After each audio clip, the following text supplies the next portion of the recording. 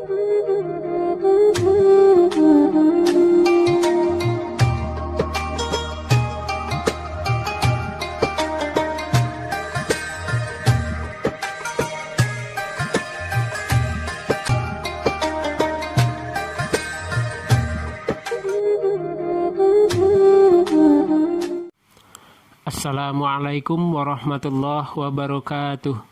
Bersyukur kepada Allah Subhanahu wa ta'ala dengan mengucapkan Alhamdulillahi Rabbil Alamin.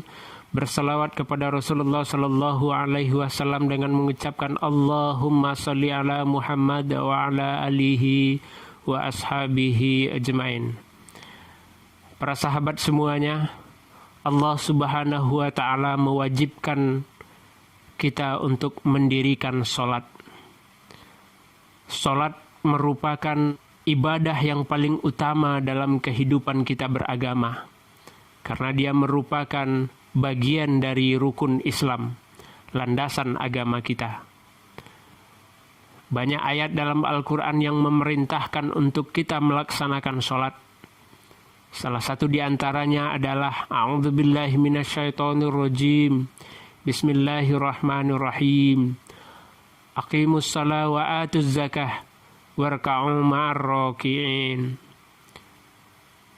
Dirikanlah sholat, tunaikanlah zakat, dan rukuklah bersama orang-orang yang ruku'. Kita ketahui dari setiap apa yang Allah perintahkan kepada kita, termasuk ibadah sholat ini, memberikan hikmah dan pelajaran kepada kita. Maka pada kesempatan kali ini kita akan coba membahas pelajaran apa yang diberikan oleh sholat kepada kita. Setidaknya kaum muslimin semuanya, sholat memberikan pelajaran kepada kita untuk senantiasa hidup disiplin. Bagaimana tidak? Sholat yang Allah wajibkan kepada kita 5 kali dalam sehari semalam, mulai dari subuh, zuhur, asar, maghrib sampai ke isya. Setiap kali masuk waktu sholat itu, maka dikumandangkan suara azan. Setiap kali masuk waktu sholat itu, kaum muslimin diingatkan kembali bahwa waktu sholat sudah datang. Nah, ini mengingatkan kepada kita begitu pentingnya waktu dalam kehidupan kita. Maka salah satu kriteria orang yang sukses itu adalah orang yang begitu menghargai waktu. Orang yang disiplin dalam menghargai waktu.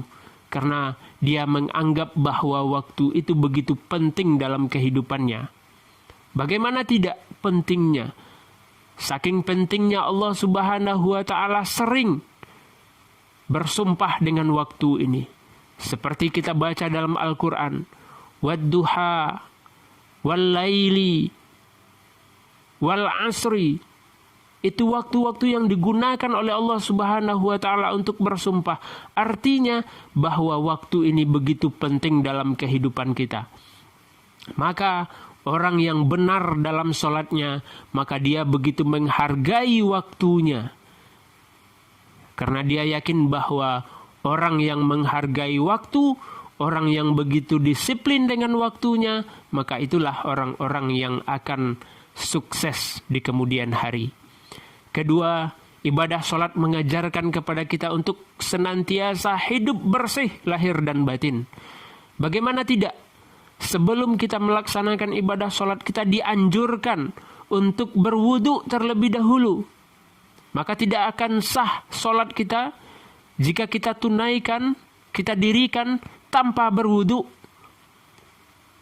Nah, berwudu itu adalah mencuci anggota wudu kita dengan air. Nah, artinya orang yang sholat itu dia senantiasa hidupnya bersih.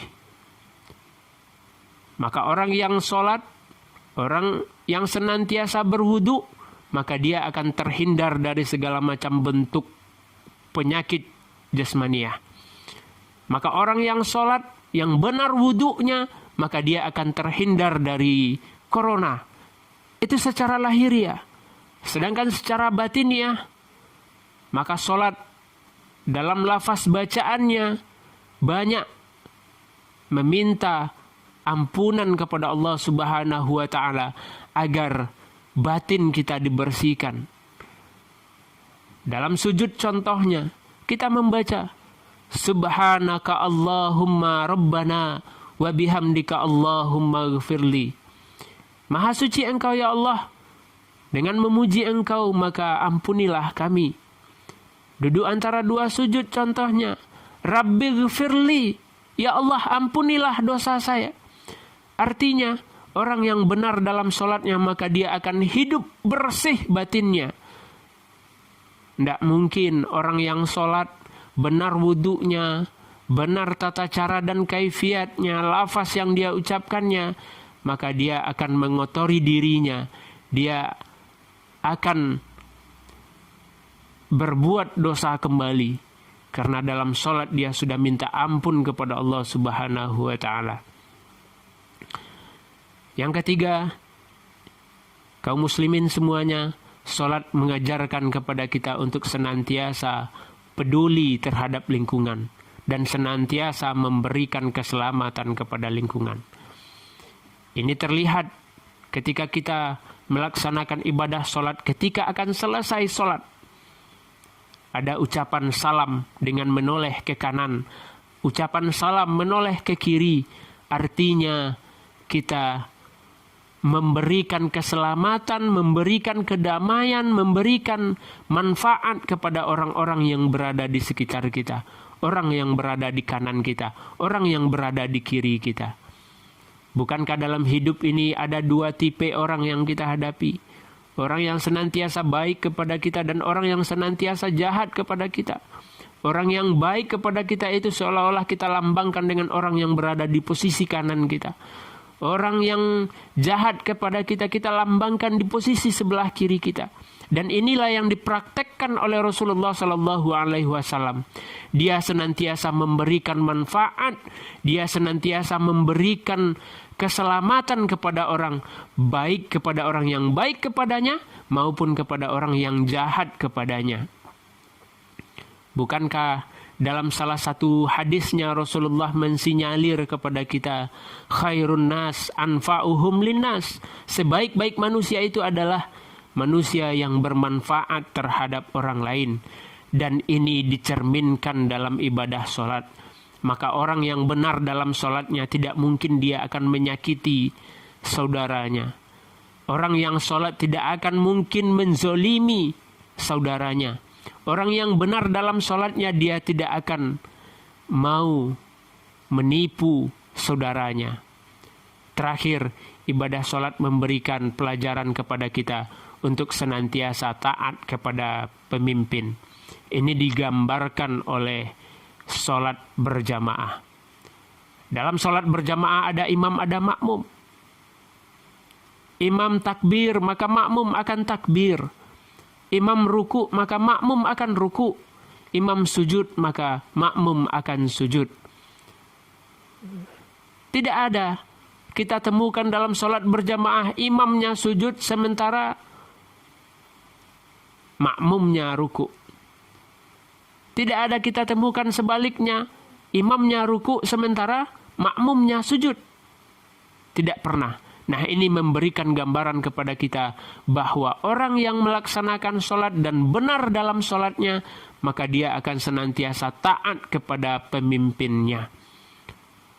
Nah, bagaimana kalau pemimpinnya salah? Bagaimana kalau pemimpinnya keliru? Maka ada tata cara, ada etika untuk meluruskan dan membetulkannya.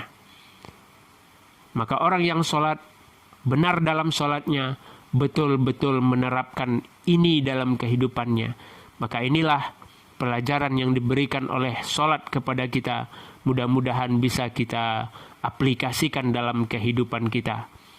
Camkan fa'tabiru ya ulil absar la'allakum turhamun. Assalamualaikum warahmatullahi wabarakatuh.